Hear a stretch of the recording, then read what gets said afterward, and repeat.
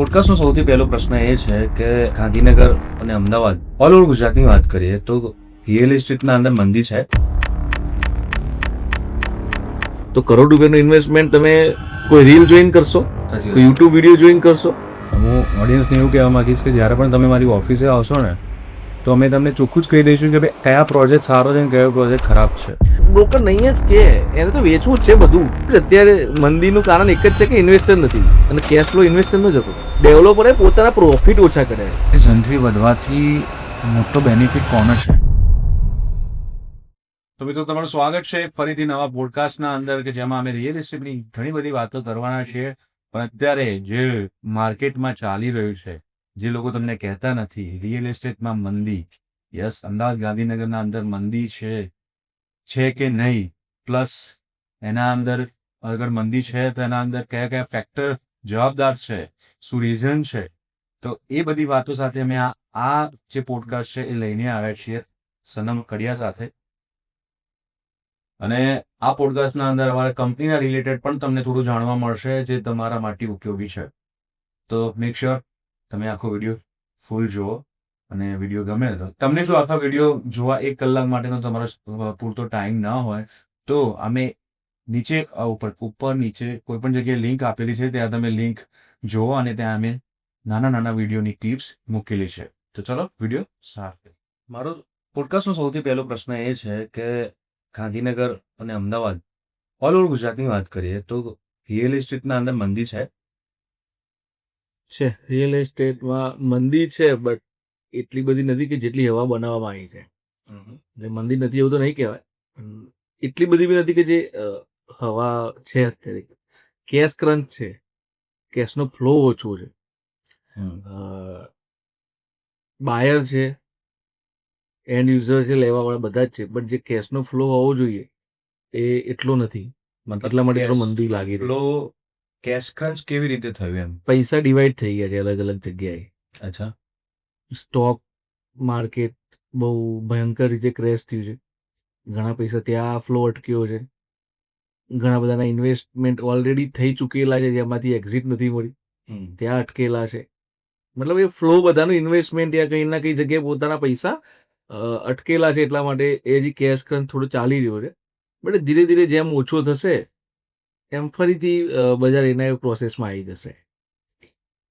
એટલે ઇન્વેસ્ટર તો છે ને, ઇન્વેસ્ટમેન્ટ અત્યારે રિયલ એસ્ટેટમાં લગભગ ના બરાબર કરી નાખ્યું છે લોકોએ.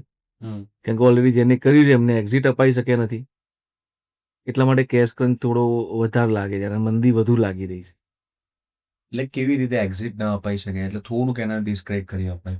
મતલબ સમજો કે આપણે ઓલવેઝ કહીએ છીએ કે જે રીતે રિયલ એસ્ટેટમાં જ્યારે બી એડવર્ટાઇઝમેન્ટ થઈ છે, આપણે પહેલા પોડકાસ્ટમાં બી વાત કરી હતી કે ઓલવેઝ ઇન્વેસ્ટરને ફોકસમાં રાખીને જ કરેલું હતું જે તે ટાઈમે બી. તો ઇન્વેસ્ટ તો કરાવી દીધું, બટ કેવું છે કે ઇન્વેસ્ટ કર્યા પછી એ લોકોને એક્ઝિટ બી અપાવવી પડે ને, કે તમે એક રેટમાં એમને અપાવો છો. હવે ઇન્વેસ્ટર તે યુઝ નથી કરવાની એ પ્રોડક્ટ, એને તો પ્રોફિટ થવાથી જ મતલબ છે.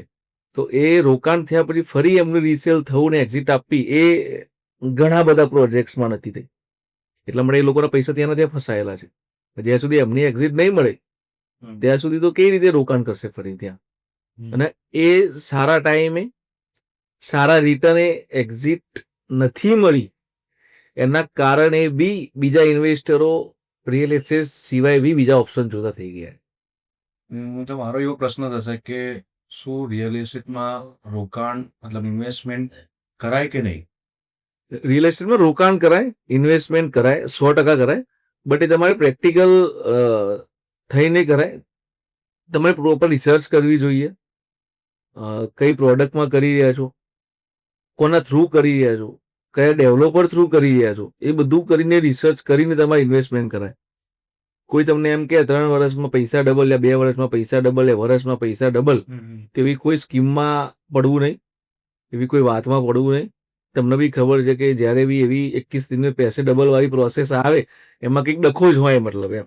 તો એવી કોઈ જગ્યાએ ના આપો. તમે એક્સપેક્ટેડ હોય, આપણને ખબર છે માર્કેટમાં કે 15-20% રિટર્ન હોય યરલી, તો એ સારું રિટર્ન કહેવાય. તો એટલી એક્સપેક્ટેશન સાથે જ ઇન્વેસ્ટ કરો.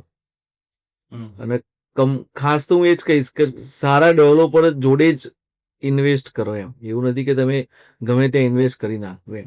કારણ કે તમે 1, 2, 5 કરોડની પ્રોપર્ટી લેતા હોય તો એ પ્રોપર્ટી જેના જોડેથી લઈ રહ્યા છો એ માણસ કયા લેવલે છે, કેટલા કેપેબલ છે, એ પ્રોજેક્ટ ચાલુ કરે છે તો પૂરું કરી શકશે કે નહીં. ઘણી વખત એવું બનતું હોય છે કે કોઈ પ્રોજેક્ટમાં સારું સેલિંગ ના હોય તો પ્રોજેક્ટ સ્લો થઈ જતો હોય. બટ જ્યારે સારા ડેવલપર હોય તો પ્રોજેક્ટ સેલ થાય યા ના થાય એ ટાઈમમાં પૂરો કરી જ નાખે છે. તો સારા ડેવલપર જોડેથી પરચેસ કરો. એ બધું ધ્યાન રાખો, ઇન્વેસ્ટ કરો પણ તમે રિયાલિટી સાથે કરો એમ કે ભાઈ એનું રિટર્ન આટલું જ હોય, એનું રિટર્ન ડબલ ના થાય. સમજી 10 વર્ષે ડબલ થાય તો ડબલ બી ના કહેવાય એમ. હમ. એટલે વસ્તુ એવી છે કે તમે જાણી સમજીને તમે 5, 10, 15 રૂપિયાનો સ્ટોક લો છો તો બી આખું એનું રિસર્ચ કરો છો. હિસ્ટ્રી રિસર્ચ કરીએ છીએ આપણે તો રિયલ એસ્ટેટ તો રિયલ એસ્ટેટમાં કેમ નહીં એમ પૂછો. સૌથી મોટી અમાઉન્ટ રિયલ એસ્ટેટમાં જતી. એક્ઝેક્ટલી બહુ મોટી અમાઉન્ટ, કરોડ અત્યારે એવરેજ ગણીએ તો કરોડ રૂપિયાનું ઇન્વેસ્ટમેન્ટ નોર્મલ થઈ ગયું છે. તો કરોડ રૂપિયાનું ઇન્વેસ્ટમેન્ટ તમે કોઈ રીલ જોઈન કરશો, સાચી કોઈ યુટ્યુબ વિડીયો જોઈન કરશો તો નહીં, તો ના કરાય. ડેવલપર જો અને સારા ડેવલપર છે. એકચ્યુઅલી હું તો એવું માનું છું કે જે 5, 10 વર્ષ જૂના ડેવલપર જોડે જ કરો. એવું બી એ જ કહું છું હું તો એમ કે જેને વિઝન જોયું છે સિટીનું, એરિયાનું, કે એમને વિઝનનો આઈડિયા હોય છે, કેમ કે પાસ્ટમાં એવા કામ કર્યા હોય. હવે જે માણસ જ 6 મહિનાથી કામ કરે છે એ માણસ તમને 5 વર્ષનું વિઝન કેવી રીતે આપે? સમજી ગયું. તમે એના પર કેવી રીતે ટ્રસ્ટ કરો કે એને 5 વર્ષનું દેખાઈ ગયું?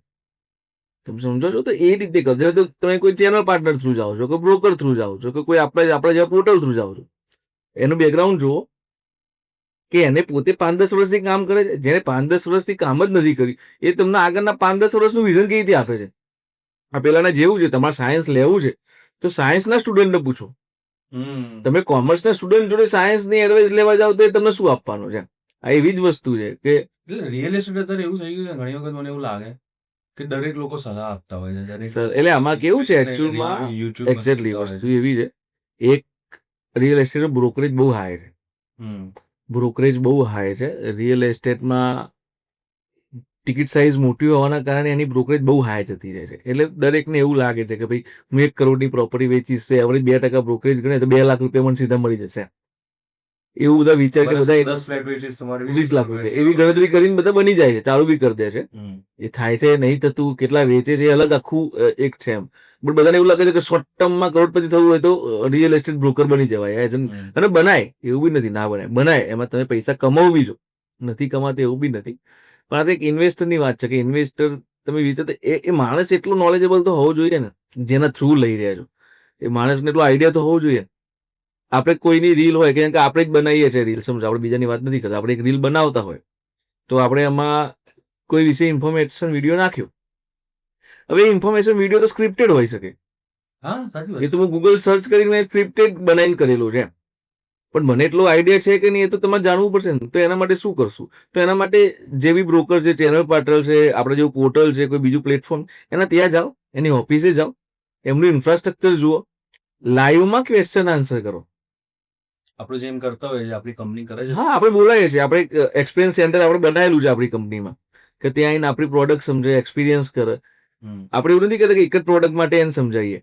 આપણે તો પહેલા પૂછીએ છીએ તમારું બજેટ શું છે, તમારી રિટર્નની એક્સપેક્ટેશન કેટલી છે. કે તમારે એવું હોય કે ભાઈ તમારે એક ડિસન્ટ અમાઉન્ટ રિટર્ન આવતી હોય કે ભાઈ મારે રેન્ટલ ઇન્કમ જ જોઈએ છે અને વાઇટ જોઈએ છે, તો આપણે એ રીતની એમને બ્રાન્ડ કે લીઝિંગ હોય એ પ્રિફર કરતા હોય. કોઈ એક એવું હોય કે ભાઈ મારે તો એક્ઝિટ લઈ લેવાની છે તો પ્રી લોન્ચ આપણે ઓફર કરતા હોય.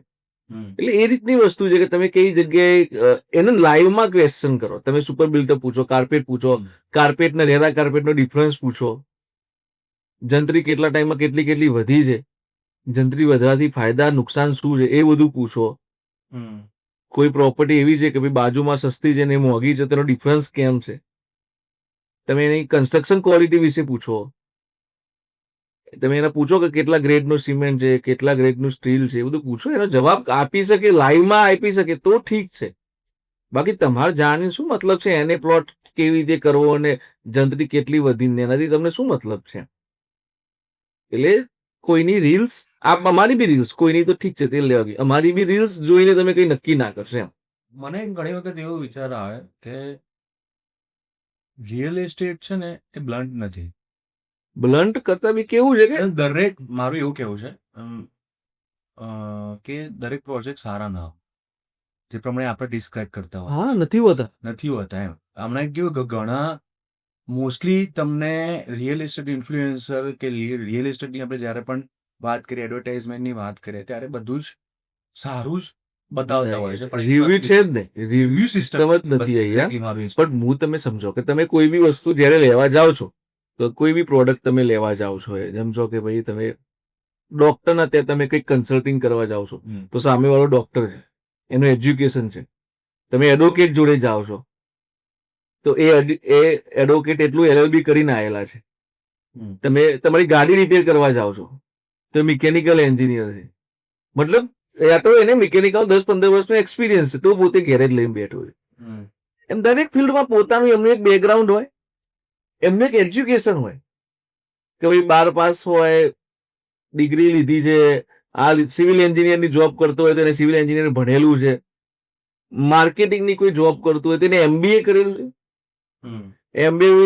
MBA કરેલું હોવામાં ફેર છે, અને 2 બુકો ભણીને MBA કરવામાં ફેર છે. સાચી વાત. તમે સમજો છો અત્યારે 2 કલાકના કોર્સમાં MBA બનતા હોય અને 5 વર્ષ ભણીને MBA બનતા એનો ફેર છે. તો રિયલ એસ્ટેટમાં એવો કોઈ ક્રાઇટેરિયા જ નથી. પહેલી વસ્તુ, રિયલ એસ્ટેટમાં તમને જે પ્રોડક્ટ કોઈ સમજાવતું હોય, એ સાઈડ ઉપર સમજાવતું હોય, રીલ્સમાં સમજાવતું હોય, કોઈ બી, એ લોકોનું બેકગ્રાઉન્ડનું કોઈ એવું છે જ નહીં. કોઈ બી આવી જાય છે, સમજો છો. અત્યારે ઇન્સ્ટિટ્યૂટ ખુલી ગયા છે, 1-2 મહિનામાં તમારે રિયલ એસ્ટેટ એક્સપર્ટ બનાવી દે. એમ નથી કોઈ બનતું. એમ જ બની જતા હોય તો લોકોની આખી જિંદગી નીકળી ગઈ છે શીખવામાં. તો એમ થોડી જ થઈ જાય. સમજી ગયો. તમે સમજો તો તમારે રિયલ એસ્ટેટ સમજવું, તમારે લેન્ડનું એક્વિઝિશન સમજવું, લેન્ડના ડોક્યુમેન્ટ સમજવું, એના જે લિટરલી જે કોર્સ છે ને બહુ જ લેન્ધી છે, લાંબા છે, જે 1-1, 2-2 વર્ષના છે. એ તમને કોઈ 2, 3, 4, 5 કલાકમાં કેવી રીતે સમજાવી દે. અને માર્કેટિંગ એવી વસ્તુ છે કે માર્કેટિંગના કોઈ થંબ રૂલ જ નથી. એ તમારી સ્કિલ અલગ અલગ છે. તો હવે તમારે નક્કી કરવાનું છે એમ. એટલે રિયલ એસ્ટેટમાં વસ્તુ એ જ છે કે ચાની ટપરી ઉપર બી કોઈ બ્રોકર છે, કોઈ 5 સ્ટાર હોટલમાં બ્રોકર છે, કોઈ મતલબ એની પોતાની સારી ઓફિસ નાખીને બ્રોકર બનેલો છે. ઇન્ટરનેશનલ બ્રોકરો બી છે. કે કોઈ બ્રાન્ડ પોતાનું એન્ટર કરવી હોય તો આખા દેશના એક્વાયર કરતા હોય છે. તો તમે નક્કી કરો એ માણસ શું છે, કોણ છે, કોના થ્રુ લઈ રહ્યા છો, કેવી રીતે લઈ રહ્યા છો. એટલે રિયલ એસ્ટેટમાં બધા આવી ગયા છે એનું કારણ એક છે કે કોઈ એજ્યુકેશન ક્રાઇટેરિયા નથી. હું તો એવું માનું છું કે જેને 5 વર્ષનો એક્સપિરિયન્સ ના હોય એના જોડેથી કોઈ પ્રોપર્ટી હાલ પરચેસ ના કરો. કારણ કે એવું મોટી ટિકિટ સાઇઝ છે, બહુ સમજી વિચારીને ઇન્વેસ્ટ કરવું જોઈએ. તો મિનિમમ 5 વર્ષનો એક્સપિરિયન્સનો ક્રાઇટેરિયા તો આપણે રાખીએ. એટલે બસ એ જ છે. મારું એ કેવું છે કે રિવ્યુ સિસ્ટમ હોવી જોઈએ. કમ્પલસરી હોવી જોઈએ. કે બટ આપણે કેવું છે કે આપણે એઝ અ ઇન્ફ્લુએન્સર અને જે પ્રમાણે રિયલ એસ્ટેટનું વર્ક છે, તમે આપણે ઓપનલી ના બોલી શકીએ. બોલવું જોઈએ, સારાને સારું અને ખરાબને ખરાબ કહેવું જોઈએ. બટ તમે સમજતા નથી કે ઇન્ફ્લુએન્સર એ ક્વોલિટીના બી હોવા તો જોઈએ કે એ વસ્તુ તમે ત્યાં કહી શકો. આપણે કોઈ પ્રોજેક્ટ ના પાડી શકીએ છીએ. આપણે ઘણા ગ્રુપોને બાયકોટ કરેલા છે. ઘણા ગ્રુપો આપણામાં બ્લેકલિસ્ટ છે કે જેના જોડે કામ નથી કરતા, કે જે વર્થ એથિક્સમાં યા એ લેવલની સર્વિસ કસ્ટમરને નથી આપી, તો આપણે લોકોને બાયકોટ કર્યા છે. બધાએ કરી શકશે? ઇન્ફ્લુએન્સર 15, 20, 25, 30, 40, 50,000 એટલા પૈસા લઈને જ્યારે રીલ બનાવતા હોય તો એ લોકો બિલ્ડરને એવું કહી શકશે કે તમારી પ્રોડક્ટ ખરાબ છે? નહીં કહી શકે. હા, મારું કહેવું એવું છે, એ લોકો કરે છે ખોટું નથી, 100% કરો. વસ્તુ એક રાખો કે તમે ખાલી એ વસ્તુને ડિસ્પ્લે જ કરી રહ્યા છો. એના તમે એટલી જ ઇન્ફોર્મેશન આપો એમ. પછી એવી કોઈ કમિટ ના કરી નાખો કે ભાઈ તમને અહીંયા ઇન્વેસ્ટ કરશો તો ડબલ થઈ જશે, ટ્રિપલ થઈ જશે. એવી કોઈ વાત ના કરે. તમે as a influencer, as a face ખાલી પ્રોડક્ટ બતાવો. સારી ખોટી ના કહેશો. મારું એમ કહેવું છે કે જ્યારે આપણે બી હાઉસ ટૂર બતાવતા આપણે કહેતા હોઈએ છીએ કે ભાઈ આટલો રૂમની સાઇઝ છે, આ છે, આ છે, આ છે, આ છે, તમને ગમી તો તમે લો. આપણે એવું નથી કહેતા કે આપણે સોનાનું જ છે તમે લઈ જ લો. એ વસ્તુ છે કે એ બધી વસ્તુ આપણે એઝ અ વિડીયોમાં કહેતા હોઈએ છીએ. હું ઓડિયન્સને એવું કહેવા માંગીશ કે જ્યારે પણ તમે મારી ઓફિસે આવશો ને, તો અમે તમને ચોખ્ખું જ કહી દઈશું કે ભાઈ કયા પ્રોજેક્ટ સારો છે અને કયો પ્રોજેક્ટ ખરાબ છે. હા 100%. બ્લન્ટ હોઈએ છે જ્યારે પણ તમે તમારી મૂડી રોકતા હો છો, તમારું સેવિંગ રોકતા હો છો, તો અમે એ વસ્તુ કહેતા હોઈએ છીએ. અમે જનરલ વિડીયોના મારફતે અમે નથી કહી શકતા, પણ અમે જ્યારે પણ કોઈ અમારી ઓફિસમાં જ્યારે પણ કસ્ટમર આવે છે ઘર લેવા માટે, ત્યારે અમે એમને બધું જ એમને જે રીતની રિક્વાયરમેન્ટ હોય છે એ પ્રમાણે અમે એમને સેલ કરતા હોઈએ હા 100% કહીએ છીએ. આપણે વાસ્તુ બી એમને સમજાવતા હોઈએ છીએ સમજાવતા હોઈએ કે છીએ. ભાઈ આ રીતનું વાસ્તુ છે, આમાં આ રીતે લેવું ના લેવું એ બી સમજાવતા હોઈએ છીએ. એટલે મતલબ એ તમે સુંદરની સમજો. વાત કરી લીધી અમે, બાકી કરતા નથી. એટલે વસ્તુ મૂળ એવી છે કે જે લોકો સમજાઈ રહ્યા છે એ લોકો રિવ્યુ તો કેવી રીતે કરે, કારણ કે એ તો એઝ અ માર્કેટિંગ પર્સન એમની વસ્તુ પીચ કરી રહ્યા હમ. છે ઘણા લોકો. એવું બી નથી કે બિલકુલ નથી. જેમ કે એક ઇન્ફ્લુએન્સર છે, એડવોકેટ છે, એમનું નામ સોની, નિકુંજ સોની એવું કંઈક નામ છે. એ બહુ સારા ઇન્ફ્લુએન્સર છે, બહુ સારી વાત બ્લન્ટ કહે છે. બ્લન્ટ કહે. રેરામાં શું કરવું, રેરામાં કેસ કેવી રીતે કરવો, રીડેવલપમેન્ટમાં તમારે શું ધ્યાન રાખવું, એ લોકો બધું જ કહે છે. ઘણા ડેવલપર વિશે પણ ઘણા ડેવલપર છે તે બ્લન્ટલી એમને જવાબ આપે છે. તો હું તો કહીશ કે એવા ઘણા ઇન્ફ્લુએન્સરોની જરૂર છે બજારમાં. હમ. એવા ઘણા ઇન્ફ્લુએન્સરની જરૂર છે જ કે તમે બ્લન્ટલી કહી શકો. પણ એ જો ભાઈ એ એટલા માટે કહી શકે છે કારણ કે એમના ડેવલપર જોડેથી ઇન્કમ નથી લેવાની કોઈ. તમે સમજો છો કે એમનો જે ઇન્કમ ઓફ સોર્સ છે ડેવલપર છે જ નહીં. એમનો તો અલગ બિઝનેસ છે આખો એમ. બટ જ્યારે કોઈ માણસનું ઇન્કમ ઓફ સોર્સ જ ડેવલપર છે તો એ કેવી રીતે કહી શકશે? યા તો પછી તમે એ લેવલે આપણે પહોંચી જઈએ કે ભાઈ ફેર નહીં પડે એમ. હું સાચું કહીશ કે ખોટું કહીશ. અને મારો એક પ્રશ્ન છે કે તમે અત્યારે અમદાવાદના અંદર, અમદાવાદ ગાંધીનગર થઈને તમારી કેટેગરીમાં ટોપ 5 બિલ્ડર્સ આવતા હોય તો કોણ, જ્યાં તમે આંખ બંધ કરીને ફ્લેટ લેશો? એટલે હા, હું અમદાવાદ ગાંધીનગરના નામ દઈ શકીશ. એમાં આપણને એવું બહુ છે બી નહીં કે ભાઈ કોઈને ખોટું લાગે તો એમનો વિષય છે, એ આપણો નથી. બટ બહુ સારા છે એમ. એમાં હું ટોપ 5માં પહેલો, બીજો, ત્રીજો નહીં કહું. કારણ તો top five કે કઈ? હા, હું પાંચ છ આપણે નામ દઈ શકશું એમ. કે પહેલો બીજો નહીં કહીએ, પણ ઘણા નામ એવા બી છે કે જેના હોર્ડિંગ્સ ગામમાં લાગે છે એનું નામ નહીં દઉં. કારણ કે નથી એ લોકો એ લેવલે. હું સૌથી પહેલું એમ નામ દઈશ તો બખેરી છે. બકેરી આટલા વર્ષોથી એક જ લેગેસી ઉપર કામ કરે છે માણસ એમ. અને એમ કહું કે હું નાનો હતો ત્યાંનું નામ સાંભળ્યું તો આજ સુધી કમ્પ્લેન નથી સાંભળી એમ. એક ટાઈમ એવું હતું કે ભાઈ ત્યાં જોબ કરવી. હા, અરે મતલબ આપણા ગોળ હતા એમ. ગણેશ છે, ગણેશ હાઉસિંગ. હવે ગણેશ હાઉસિંગ લિસ્ટિંગ છે. એનએસીમાં લિસ્ટિંગ છે.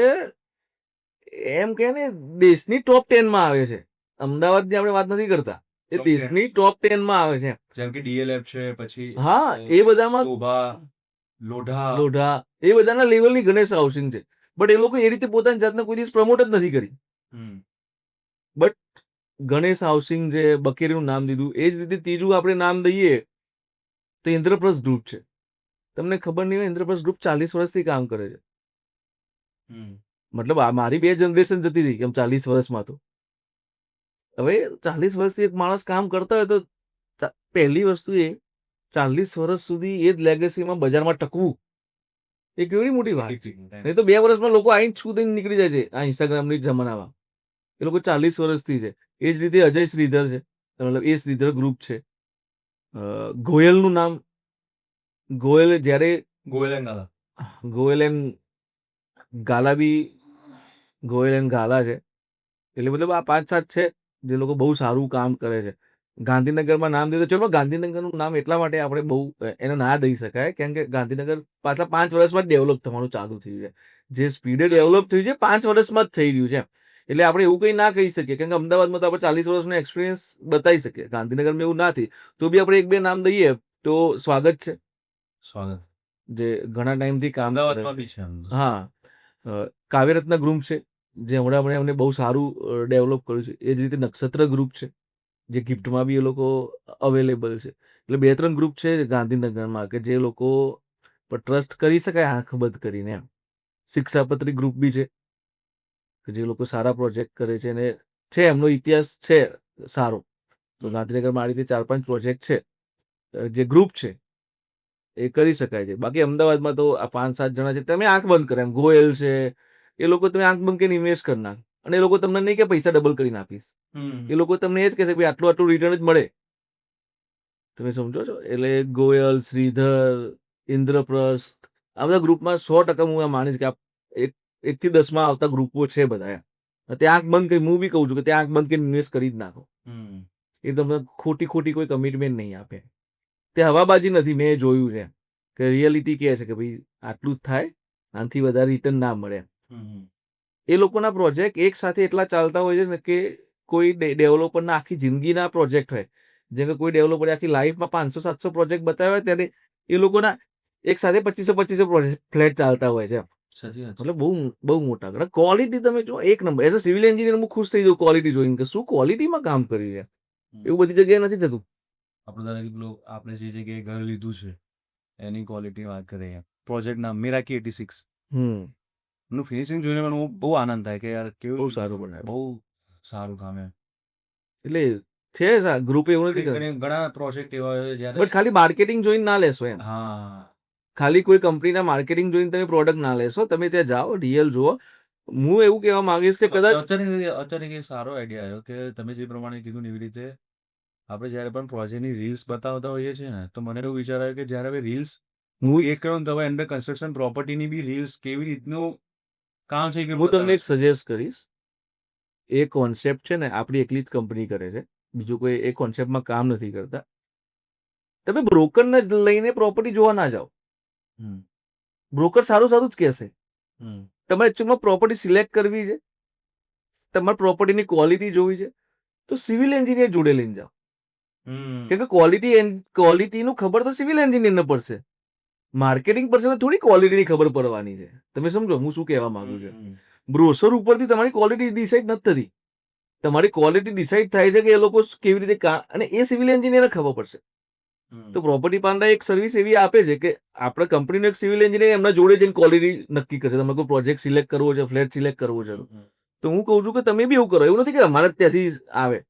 તમે તમારા કુટુંબમાં હોય, કોઈ નજીકના હોય, કોઈ ફ્રેન્ડ હોય, તો સિવિલ એન્જિનિયર જોડે લઈ જાઓ અને ત્યાંની ક્વોલિટી તમે ચેક કરો. અને તમને ક્વોલિટી ઠીક લાગે છે તો તમે પરચેસ કરો. બ્રોકરને તમે રેટ માટે લઈ જાઓ. તમે રેટ ડિસ્કશન કરાવજો એમના જોડેથી. બટ જ્યારે તમારે પરચેસ કરવું છે ને પ્રોપર્ટી, તો ક્વોલિટી સિવિલ એન્જિનિયર જોડે રાખો છે. એમ કોઈ બી સિવિલ એન્જિનિયર રાખો જોડે. પ્રોપર્ટી પાંડા જોડે વાયુ બોક્સ આવશે ને? હા, આવશે ને. આપણે કરીએ જ છીએ. આપણી સર્વિસ છે જ કે ભાઈ આપણે સિવિલ એન્જિનિયર એમને પ્રોવાઈડ કરીએ છીએ કે એમની ક્વોલિટી ચેક કરવા માટે. વાસ્તુ માટે આપણે કરીએ છીએ કે ભાઈ કયા માટે વાસ્તુમાં એકચ્યુઅલમાં લોકોને ખબર જ નથી પડતી. આખા પ્રોજેક્ટનું વાસ્તુ જોશે. આખા પ્રોજેક્ટનું વાસ્તુ થોડું જોવાનું હોય. તમે ફ્લેટ જે લઈ રહ્યા છો એ ફ્લેટનું વાસ્તુ જોવો ને. બ્રહ્મસ્થાન ખબર નથી હોતી. દરવાજાને બ્રહ્મસ્થાન માનતા હોય છે. હા, તેથી ના થાય ને. ઈસ્ટ વેસ્ટ ફેસિંગ જો એ રીતે તમારા ફ્લેટનું બ્રહ્મસ્થાન જોવું પડે. મતલબ બધા નાની વસ્તુઓ છે. એ બ્રોકર નહીં જ કે એને તો વેચવું જ છે બધું. આપણે એવું નથી વેચવું. આપણે તો કસ્ટમર સેટિસ્ફેક્શનથી જ મતલબ છે. ડેવલપર કદાચ એક વખત સેટિસ્ફાઈડ નહીં થાય તો આપણે રિફંડ કરી દઈશું યાર. કસ્ટમર સેટિસ્ફાઈડ થવું જોઈએ. કાવડીને આપણને કહેવો જોઈએ. યા તો હું કહું છું તેને બ્લન્ટલી કહું છું કે તમે વાસ્તુમાં નથી માનતા તો કોઈ વાંધો જ નથી. તો વાંધો નથી. તો તમે કોઈ બી લઈ લો. પણ તમે માનો છો તો એના માટે આ વસ્તુ છે. એ રીતની વસ્તુ. એના રેમેડીઝ બી કહેતા હોઈએ છીએ. એવું નથી કોઈ પ્રોજેક્ટમાં બધું વાસ્તુથી ના થાય. પણ આ ફ્લેટ લો છો તો એની રેમેડીઝ આ થાય.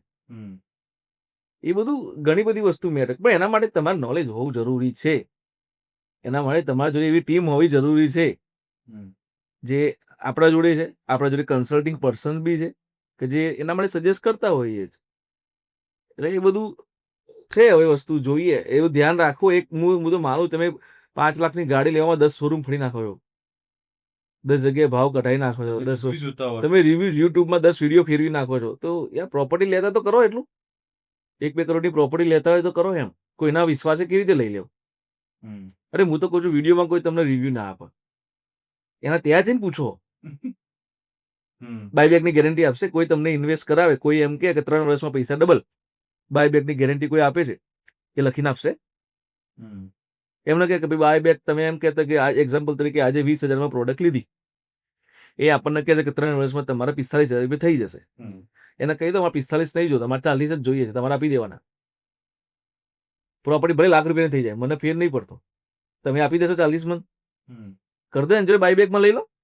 કોઈ માણસને એટલું જ બધું રિટર્ન એક્સપેક્ટેશન હોય તમે બાયબેક કરો. નહીં કરે. બાયબેકના જમાના પૂરા થઈ ગયા. પહેલા કરતા હતા, હવે નહીં કરે કોઈ. અચ્છા, ચલો હવે થોડું આઈ થિંક ટર્ન લઈ લીધો. હવે મંદીને થોડું ડિટેલમાં સમજીએ કે રિયલ એસ્ટેટની મંદી જે કેશ ક્રંચ કહો છો, રાઈટ? તો તમારા મુજબ એવા કેટલા વર્ષથી મંદી છે અને એના ફેક્ટર કયા હતા હવે મંદિરના એકચ્યુઅલમાં કેવું છે, મંદિરના બહુ બધા કારણો છે એમ. કોઈ એક વસ્તુથી કોઈ દિવસ મંદિર ડિસ્ક્રાઇબ ના થાય. જે તે ટાઈમે મને દેખાઈ રહ્યું છે. આપણને એવું બહુ નહીં કહીએ કે આપણે બહુ એમાં નોલેજેબલ થઈ ગયા છીએ, પણ પાછલા ઇલેક્શનના 2 મહિના પહેલાથી દેખાઈ રહ્યું છે કે માર્કેટમાં કેશ ક્રંચ ચાલુ થયો છે ધીરે ધીરે ધીરે ધીરે ધીરે ધીરે. ઇલેક્શન પહેલા કેશ સ્લો થવાનું એક કારણ હોઈ શકે કે મોટા ઇન્વેસ્ટર હોય છે, જાયન્ટ ઇન્વેસ્ટર એમ. એ લોકો વિચારમાં હોય કે ગવર્મેન્ટ કોની આવી રહી છે, ગવર્મેન્ટ કોની આવ્યા પછી એમનું ઇન્વેસ્ટમેન્ટ પ્લાન કરતા હોય છે એ લોકો કે ક્યાં પ્લાન કરવું. કારણ કે જેમ કે મારે ગિફ્ટ સિટીમાં ઇન્વેસ્ટ કરવું છે, તો અત્યારે બીજેપીની રનિંગ ગવર્મેન્ટ છે, તો મને વાંધો નહીં આવે. પણ કદાચ ગવર્મેન્ટ બદલાઈને ગિફ્ટ સિટી પ્રોજેક્ટ સ્લો થઈ ગયો તો, ધોલેરા પ્રોજેક્ટ સ્લો થઈ ગયો તો, એટલે એ બધા એવું વિચાર આવે એમ. એઝ અ ઇન્વેસ્ટર મને એવું વિચાર આવે. એવું હોઈ શકે ના હોઈ શકે અલગ વસ્તુ છે, પણ એવું હું વિચારું કે ભાઈ કદાચ બીજેપીની સરકાર છે તો ધોલેરા ટાઈમે થઈ જશે, કદાચ કોંગ્રેસના સરકારમાં સ્લો થઈ ગયો તો.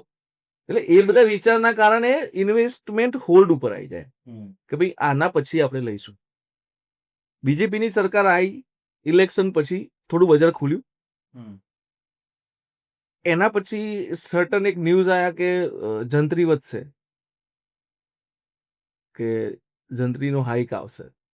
હવે જંત્રીનો હાઈક કેટલો આવશે એ બહુ ભયંકર હતો એમ કે ભાઈ જે પર્પઝ કર્યો હતો એ બહુ મોટો હતો. તો અચાનક બજારમાં એવું થઈ ગયું કે ભાઈ શું થશે શું નહીં, શું થશે. એટલે એક કારણ એ હતું. બીજું કારણ એવું હતું કે જે આપણે પહેલા બી વાત કરી કે જે તે ટાઈમે ઇન્વેસ્ટમેન્ટ કરાયું એ લોકોને એક્ઝિટ મળી નથી. એ લોકોનું બહુ જ મોટું ફંડ રોકાયેલું છે. હું તમને એવું કહીશ કે ઘણા ડેવલપર એવા છે, એ લોકો ખાલી એટલા માટે જ નવા પ્રોજેક્ટ લોન્ચ કર્યા કરે છે કે ઇન્વેસ્ટરનો ટ્રસ્ટ એમના ઉપરથી ઉઠે નહીં. હું તમને એ એક્ઝામ્પલ તરીકે એક્સ ડેવલપર છે, એને આજે કોમર્શિયલ પ્રોજેક્ટ લોન્ચ કર્યો, તે 50% માલ ઇન્વેસ્ટરને જ વેચેલો છે. બરોબર છે. હવે હું જ્યારે નવો પ્રોજેક્ટ લોન્ચ નથી કરતો ને, એ એક્સ ડેવલપર નવો પ્રોજેક્ટ લોન્ચ નહીં કરે ને, તો ઇન્વેસ્ટરને એવું લાગશે કે આનો માલ વેચાયો નહીં, અને જો પૈસા છે નહીં તો આપણને રિટર્ન કેવી રીતે આપશે. તો એ માણસ ખાલી એ લોકોને બતાવવા માટે નવો પ્રોજેક્ટ લોન્ચ કર્યો, બીજું રોકાણ કર્યું નવા ઇન્વેસ્ટરો સાથે. એ નવા ઇન્વેસ્ટરોને બતાવવા માટે ત્રીજો પ્રોજેક્ટ લોન્ચ કર્યો. હવે એકચ્યુઅલમાં એવું થઈ રહ્યું છે કે ઇન્વેસ્ટર સિવાયનો માલ જ નથી વેચાયો એની જોડે. એન્ડ યુઝર મળ્યો જ નથી, અને કદાચ મળે તો 2-5% મળે છે. હવે કેવું થઈ રહ્યું છે કે એને બજારમાં એવું ફીલ નથી કરાવવું કે ભાઈ મને એન્ડ યુઝર નથી મળી રહ્યો, એટલે ખાલી બહારનું ઇન્વેસ્ટમેન્ટથી તમે રોક કરી રહ્યા છો. એ માણસે ભૂલી ગયો કે પહેલા ઇન્વેસ્ટરને એક્ઝિટ અપાવવાની છે. તમે સમજ્યા? એટલે 2, 3, 4, 5 પ્રોજેક્ટમાં ઇન્વેસ્ટરો ઘૂસી જ ગયા, એમને એક્ઝિટ જ નથી. હવે એ એક્ઝિટ નહીં મળે ત્યાં સુધી નવા પ્રોજેક્ટમાં કેવી રીતે ઇન્વેસ્ટ કરશે કોઈ માણસ? અને ધીરે ધીરે શું થઈ રહ્યું છે, એ ઇન્વેસ્ટરોનો ટ્રસ્ટ રિયલ એસ્ટેટ ઉપરથી તૂટી રહ્યો છે કે ભાઈ મને આટલું લાંબુ ઇન્વેસ્ટમેન્ટ કર્યા પછી બી મને એક્ઝિટ નથી મળી, તો હું શું કરવા કરું? એના કરતા મ્યુચ્યુઅલ ફંડ છે કે ભાઈ એસઆઈપી છે કે સ્પ્લિટ કરી નાખે એમ. એવું નથી કે એમને બંધ કરી દીધું રિયલ એસ્ટેટમાં, પણ એમને સ્પ્લિટ કરી નાખે. પહેલા જે 1 કરોડ રૂપિયા રિયલ એસ્ટેટ રોકતા હતા, અત્યારે એમને 20 લાખ રૂપિયા કરી નાખે. એ આપણી જ ભૂલો છે બધાની એમ કે ઇન્વેસ્ટ કરો પણ એક્ઝિટ તો કરાવો. કોઈ બી જેમ કે સ્ટાર્ટઅપ હોય છે, આપણે સ્ટાર્ટઅપમાં રોકાણ કરતા હોઈએ છીએ, તો આપણે બાયબેક કહેતા હોઈએ છીએ એમ કે ભાઈ 3 વર્ષમાં હું તમને આ એક્ઝિટ આપી દઈશ, નહીં થાય તો હું તમને આ વસ્તુ કરી આપીશ એમ. એવું રિયલ એસ્ટેટમાં શું છે? જેમ કે ભાઈ આપણે એક કરાર કર્યો હોય કોઈના જોડે કે ભાઈ તમે મારી કંપનીમાં જ રોકાણ કરો, 3 વર્ષમાં હું તમને આ એમઓયુ કરું છું, 3 વર્ષમાં નહીં થાય તો હું તમને આટલું ફંડ અમે ડાયવર્ટ કરી નાખશું, યા તો આટલા સ્ટેક ડાયવર્ટ કરી નાખશું. એવું રિયલ એસ્ટેટમાં શું છે? એમ કે છે કે ગેરંટેડ પ્રોપર્ટી તો તમારી જે સિક્યોર, અરે પણ પ્રોપર્ટી વેચાતી જ નથી તો પ્રોપર્ટીમાં જઈને આરોટવાનું એમ. પ્રોપર્ટીમાં જઈને કરવાનું શું? વેચાતી જ નથી કોઈ પ્રોપર્ટી મારી લીધેલી, તો એ પ્રોપર્ટી મારા કામની શું? મારા ગામમાં કહેવાનું તમારી 50 કરોડની પ્રોપર્ટી, પણ વેચાવી તો જોઈએ બજારમાં. લેવા વાળું કોણ? લેવા એન્ડ યુઝર ક્યાં? એટલે વસ્તુ એક કારણ એ બી છે કે ઇન્વેસ્ટરોને એક્ઝિટ મળી જ નથી. તમે એવા કોઈ પ્રોજેક્ટ જોયેલા ખરા કે જે એકદમ ખાલી બની ગયેલા પણ ખાલી? અરે બહુ છે, એક નહીં. તમને કહું, તમે સારા લોકેશનમાં જાઓ ને, એમ કે અમદાવાદના એકદમ પ્રીમિયમ લોકેશન, સારામાં સારા લોકેશનમાં તમે દરેક સારા લોકેશનમાં જતા રહો એમ, એક બે નહીં, દરેક સારા લોકેશનમાં જતા રહો. તમને ત્યાં નજીકમાં 200 મીટરની રેડિયસમાં 1 થી 2 કોમર્શિયલ એવા મળશે કે જે 50% ખાલી પડ્યા છે, વેચાયેલા ખાલી પડ્યા છે. એ વેચાયેલા કોને લીધેલા છે? ઇન્વેસ્ટરે લીધેલા છે. હવે કેવું છે કે એટલી હાઈ રેન્જમાં એમને ઇન્વેસ્ટ કરી નાખ્યું છે કે જે લોકો રેન્ટલ ઓફર કરે છે ને રેન્ટલ એમને પોસાય બી નથી અને એમનો માલ વેચાતો નથી. હવે એ તો ફસી જ ગયો માણસ અને લોસ કરીને તો વેચશે નહીં ને, કેમ કે ઇન્વેસ્ટર છે. એક સર્ટન રિટર્ન નહીં મળે ત્યાં સુધી વેચવાના જ નથી એમ.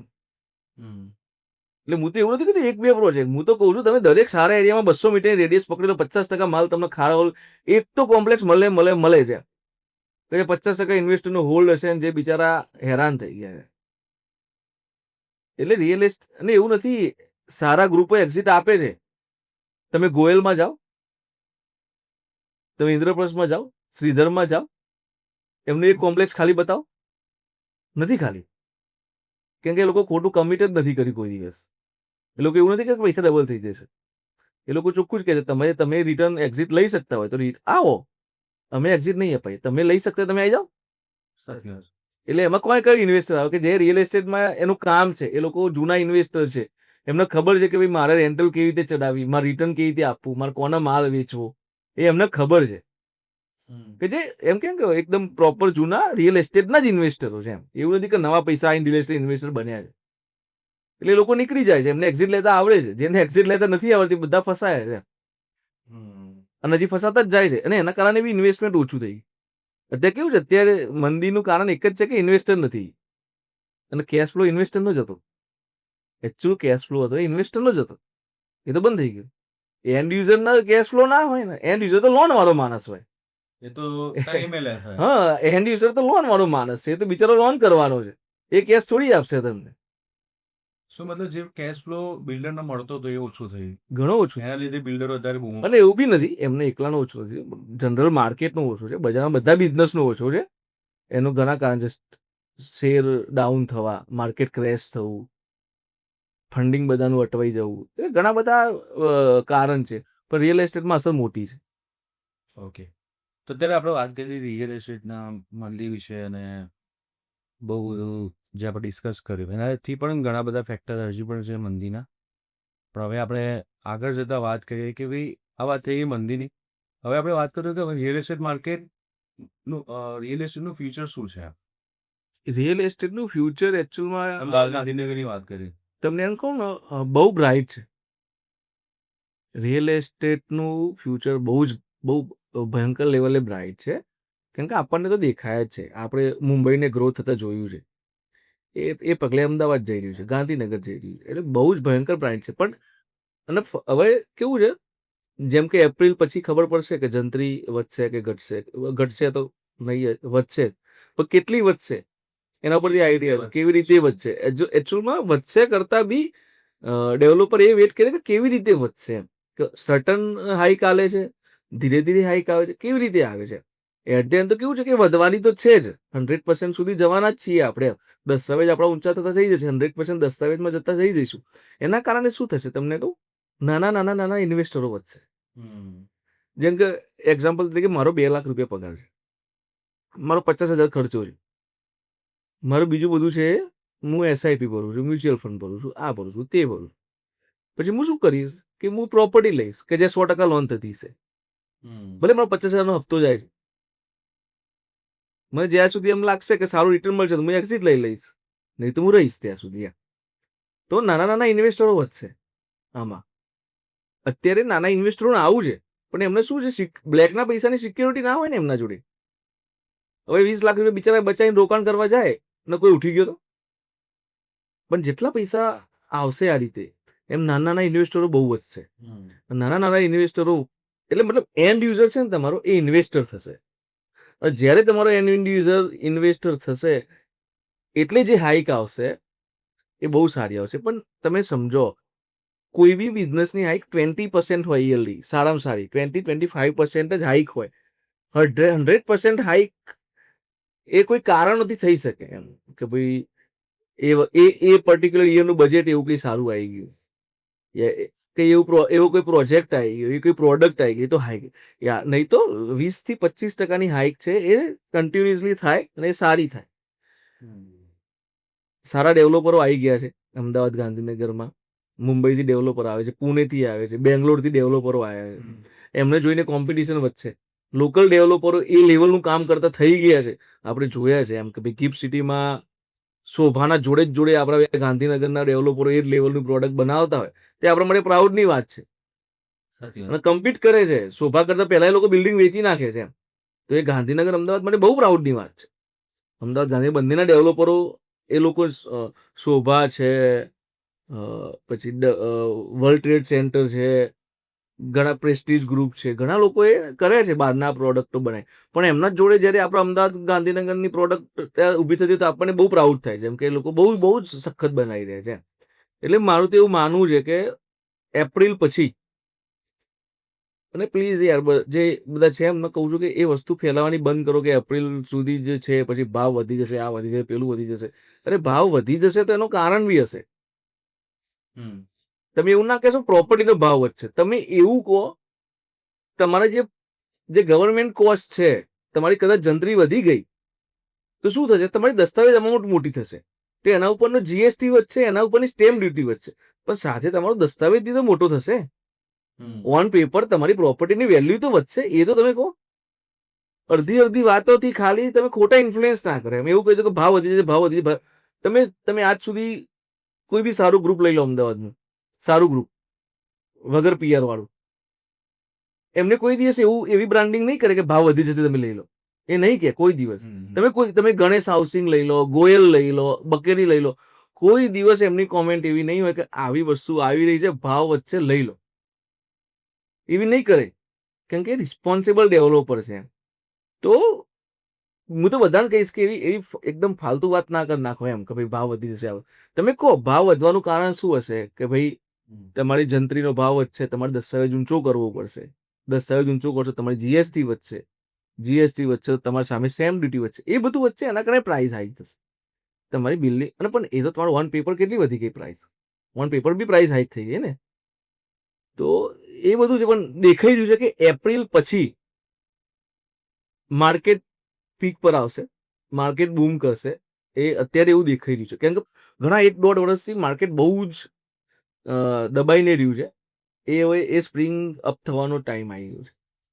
અને એવું નથી ડેવલપર બધા ખોટા. ડેવલપરોએ બહુ જ પ્રયત્નો કર્યા છે પ્રાઇઝને એક લિમિટમાં રાખવા માટે. ઘણાને એવું લાગતું હોય છે કે ડેવલપરો ભાવ વધારે જ કરે, ભાવ વધારે. એકચ્યુઅલમાં તમને કહું કે જે લેન્ડ કોસ્ટ જે રીતે વધી છે ને, એ રીતે પ્રોપર્ટીની વેલ્યુ નથી વધી. એ રીતે પ્રોપર્ટીના ભાવ નથી વધ્યા. કદાચ એ રીતે પ્રોપર્ટીના ભાવ વધ્યા હોત ને તો અત્યારથી ઘણા વધુ હોત.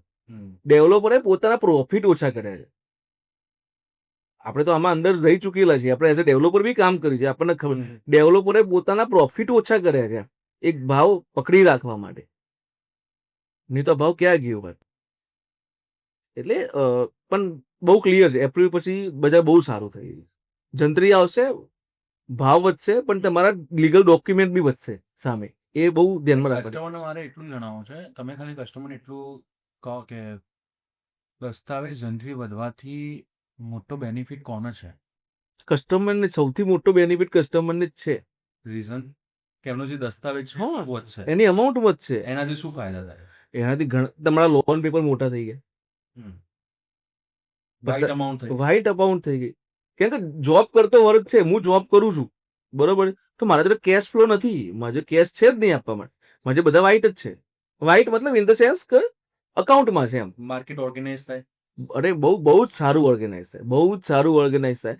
અને એક વસ્તુ ઓલવેઝ તમે માની રાખો, જ્યાં સુધી માર્કેટ ઓર્ગેનાઇઝ નહીં થાય ને ત્યાં સુધી એનો એક સ્ટેબલ ગ્રોથ નહીં આવે. તમે સમજો, રિલાયન્સનો સ્ટોક જુઓ, ટાટાનો તો એમની સ્ટેબલ હાઈક હોય. પછી તમે સારેગામાનો સ્ટેટ જોશો તો રોજ 200 પોઈન્ટ ઉતરી જાય એવું થાય. એક્ઝામ્પલ તરીકે એફએનો તમે જોતા હોય તો એફએનો ચડીને ઉપર જતો રહે, ખબર બી ના પડે એમ. છેલ્લે તો જીરો જ હોય આપણે. બટ જે સ્ટેબલ ગ્રોથ, તમે સ્ટોક માર્કેટમાં બી સીએનબીસી કે એવું કંઈક સાંભળતા હોય તો લોકો તમને કહે જ છે કે યરલી તમને 20% ગ્રોથ મળે એટલે તમે સારું કમાવો છો. 20-25% ગ્રોથ મળે એ સારું છે. બટ લોકોને એક જ મહિનામાં 20% ગ્રોથ જોવું હોય તો એફએનઓ કરવું પડે, એમાં 0 થઈ જવાય. મતલબ વસ્તુ એવું છે કે ઓર્ગેનાઇઝ થવાથી માર્કેટ જ્યારે ઓર્ગેનાઇઝ થયું એનો સ્ટેબલ ગ્રોથ આવશે, અને સ્ટેબલ ગ્રોથ આવશે ત્યારે જ બધા માટે ફાયદા હોય છે. એના માટે પછી રિયલ એસ્ટેટને ફાયદો છે, ડેવલપરને ફાયદો છે, આપણા જેવા પ્લેટફોર્મને ફાયદો છે. કારણ કે આપણને ડેવલપરને પોતાની સર્ટન કોસ્ટ ખબર છે, ડેવલપરને પોતાની સર્ટન હાઈક ખબર છે કે કેટલા સુધી જશે. તો એ એમના માટે પછી માર્કેટિંગ બજેટ એ લોકો ફાળવી શકશે. અત્યારે કેવું થઈ રહ્યું છે કે જ્યારે વેચાય છે ત્યાં સુધી મજા છે, પછી નથી વેચાતું તો પછી કરોડો રૂપિયા નાખી દેશે માર્કેટિંગમાં. પણ એમને ખબર જ હોય કે મારું યરલી આટલું જ વેચાવાનું છે, તો પછી એ લોકો એ રીતે પોતાનું માર્કેટિંગ બજેટ બી સ્પેન્ડ કરી શકશે. એટલે બહુ સારું છે જો ગંતરી વધે છે તો. હા, પણ ખાલી ડેવલપરનો બિચારાનો કન્સર્ન એક જ છે કે જે વધારી રહ્યા છો ને એના માટે ટાઈમથી વધારો. એ લોકો એવું કહી જ નથી રહ્યા કે તમે જંત્રી હાઈક ના લાવો. એ લોકો કહી એવું રહ્યા છે કે જંત્રી જે હાઈક લાવો છો એ થોડા ટાઈમ આપો એમને, તો એ બધું એમનાથી સેટલ થઈ જાય. તમે મને ઘણા બધા ક્વેશ્ચન કર્યા, ઘણા બધાના મેં જવાબ આપ્યા. હવે એ જવાબ સાંભળીને બી જે લોકો નહીં મજા આવી એ લોકો બી પણ ક્વેશ્ચન કરશે, તો મારે એમના બી જવાબ આપવા પડશે. કઈ વાંધો નહીં, આપી દઈશું. એક ક્વેશ્ચન હું તમને કરીશ કે ઘણા ટાઈમથી તમે કન્ટેન્ટ મતલબ ઓછો થઈ ગયો છે પ્રોપર્ટી પાંડાનો, કે બહુ બિઝી હોય એવું લાગી રહ્યું છે. પ્રોપર્ટી પાંડા શું કર્યું છે કે લોકો હમણાંથી એટલા બધા માર્કેટમાં આપણે નથી દેખાઈ રહ્યા? પ્રોપર્ટી પાંડા જે લોકોને એવું, ઘણા લોકોને એવું લાગતું હોય છે કે અમદાવાદ ગાંધીનગર બેઝ કંપની છે અને અહીંયાથી આટલું છે. પણ અમારે એવું છે કે કન્ટેન્ટ ઓછું કરો, પોડકાસ્ટ ઓછા કરવાનું રીઝન એ છે કે પૈસા નથી લેતા. પૈસા તો નથી લેતા અમે, નોલેજ માટે પૈસા ના હોય. જ્યારે પણ શિક્ષણની વાત આવે, જ્યારે ટ્યુશનની વાત આવે કે એમાં પૈસા લેતા હોય એટલે એ અમાઉન્ટ સારી નથી, પડતી જ નથી. એટલે અમે નથી લેતા પોડકાસ્ટમાં પૈસા. હા, કોઈકને બ્રાન્ડિંગ કરાવવું હોય તો આપણે લઈએ છીએ, બાકી જે નોલેજ આપવાની વાત આવે ત્યારે નથી લેતા.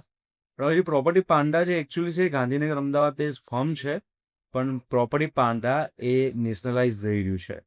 એના માટેની અમે અત્યારથી પ્રિપેરેશન કરીએ છીએ, સર્વે કરીએ છીએ, એના પાછળનું ટેક આવે છે. ઘણા બિલ્ડર્સને ખબર હશે, ઘણા લોકોને અજાણ હશે બધી વાતથી. પ્રોપર્ટી પાંડા ફ્યુચરમાં એવું છે કે એક તમે એને કેવી રીતે જોશો, જ્યારે અમદાવાદ ગાંધીનગર એવી રીતે જોશે, જેના બિલ્ડરો જે આપણા જોડે સંકળાયેલા છે, જોડાયેલા છે, એ લોકો એવું જોશે કે આ કંપની આવી ગાંધીનગરમાં હતી અને અત્યારે કયા લેવલ ઉપર છે એ જોશે. એટલે અત્યારે અમે જઈ રહ્યા છીએ બરોડા અને સુરત સિટીના અંદર. જે સિટી સુરતની વાત કરીએ તો સિટી કહેવાય છે, એક ડાયમંડ સિટી, સ્માર્ટ સિટી, એના ફ્લાયઓવર, ક્લીન સિટી. એ સુરતના અંદર અમે જઈ રહ્યા છીએ. એના અંદર અમે સરસ મજાનું પેકેજ લઈને આવી રહ્યા છીએ કે જેમાં અમે તમને 24 રીલ આપીશું, 2 યુટ્યુબ વિડીયો આપીશું, જે મીડિયા 360 બ્રાન્ડિંગ કરીશું તમારું, જે મીડિયા થ્રુ તમારું બ્રાન્ડિંગ થશે, રાઈટ. પછી સેકન્ડ આવશે અમે તમને પ્યોરિફાઈ લીડ આપીશું, જેથી તમે સારી રીતે તમારા ક્લાયન્ટને, કસ્ટમરને વિઝિટ કરાવી શકો તમારા પ્રોજેક્ટમાં. અને જો છેલ્લે એટ ધ એન્ડ કોઈ પણ મીડિયા તમને એવું નહીં કહે કે ભાઈ તમને એટ ધ એન્ડ રિઝલ્ટ શું, તમે ન્યૂઝપેપરમાં આપશો એડવર્ટાઇઝમેન્ટ, એવું તમને નહીં કહે કે મારા એન્ડથી તમને 2 ફ્લેટ વેચાશે. પ્રોપર્ટી પાંડા એક એવું માત્ર પ્લેટફોર્મ છે જે કહેશે કે મારા તરફથી જો આટલા ફ્લેટ નહીં વેચાય તો હું તમને 70% અમાઉન્ટ રિફંડ કરી દઈશ. તો આવી પોલિસી સાથે અમે સુરતમાં આવી રહ્યા છે અને એ જ પોલિસી સાથે અમે બરોડા પણ આવી રહ્યા છીએ. તો સુરત અને બરોડાના બિલ્ડરો માટે ખુશ ખબર છે. અને તમે જોશો જ્યારે સુરત અને બરોડા અમે ચાલુ કરીએ છીએ એના પછી અમારું છે